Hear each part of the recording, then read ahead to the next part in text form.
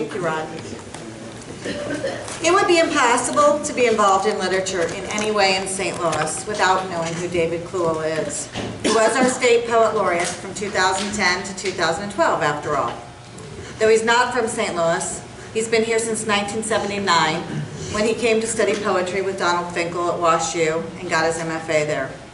He has since published 8 collections of poems, and his work appears in more than 6 anthologies. And he directs the undergraduate creative writing program at Webster University.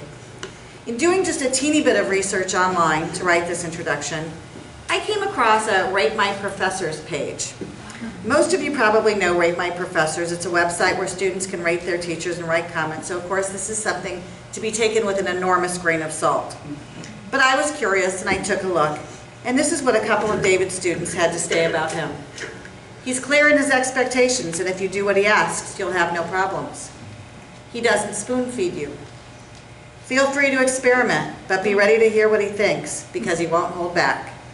And my favorite, I love David. He knows his stuff. Rocks my socks.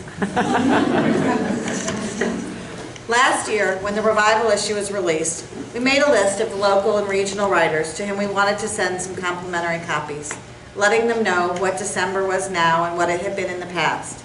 That list, of course, included the current and past Missouri Poets Laureate.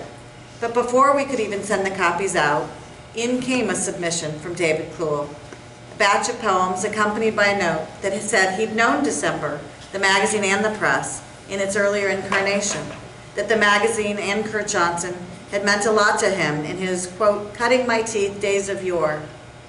For our part, of course, we were delighted to have the opportunity to publish one of David Clewell's poems, and we're even more delighted that he's here with us this afternoon to share that poem and others with us. David Clewell.